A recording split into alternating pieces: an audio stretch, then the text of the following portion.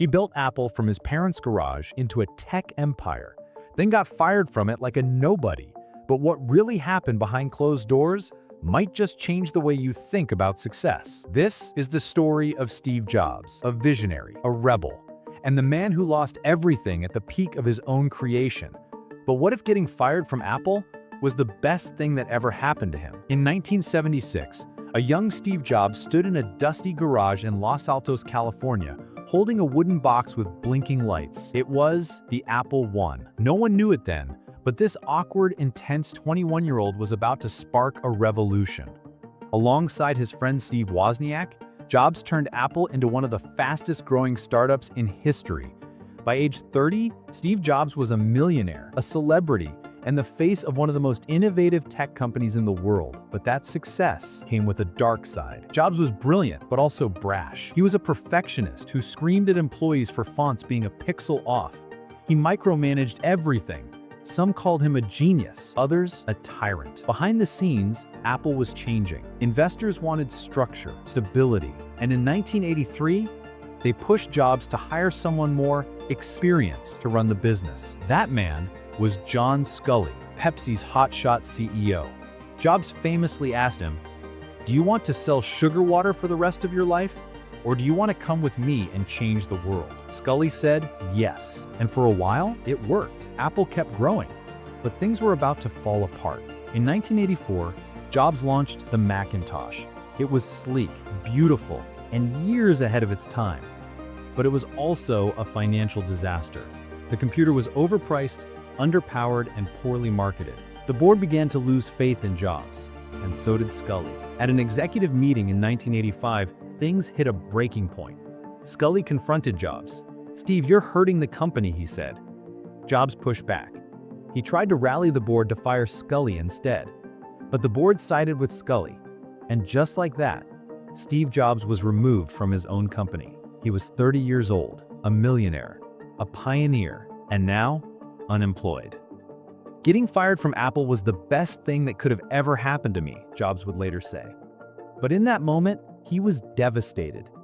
Imagine building your dream from scratch, only to be kicked out by the very people you brought in. What would you do if you were in Steve's shoes? Would you walk away quietly or fight back? Drop your thoughts in the comments. For weeks, Jobs wandered, depressed, angry, lost. But something unexpected happened. He started creating again. He launched a new company called Next, with the vision of building powerful computers for education. The machines were too expensive, but the software, revolutionary. Around the same time, he quietly bought a struggling animation studio from George Lucas for $5 million. He renamed it Pixar. Yes, that Pixar. He poured his money and soul into it. Years passed. He was no longer the face of Apple, but he was about to reshape two industries: film and computers. In 1995, Pixar released Toy Story. It became the first fully computer-animated film ever and a box office sensation. Overnight, Jobs was back in the spotlight. But the real twist? In 1996, Apple was in trouble.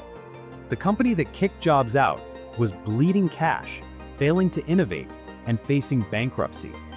They needed help, and they turned to the man they had once fired. Apple bought Next for $429 million, and with it, brought Jobs back. But he was different now, calmer, wiser, still intense, but more focused.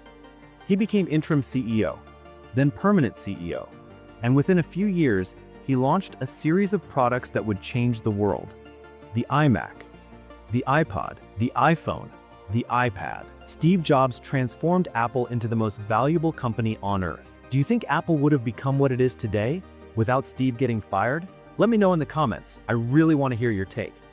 His firing wasn't the end. It was the fire that forged something even greater. Sometimes we think failure is the end of the road, but for Jobs, it was just the beginning of a new chapter.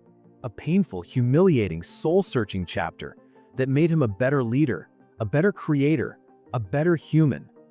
Have you ever had a setback that turned out to be a blessing in disguise? Share your story below. Someone might need to hear it. If this story moved you, hit that like button and subscribe for more powerful stories like this. And don't forget to drop a comment. I'd love to hear what you would have done if you were in Steve's shoes.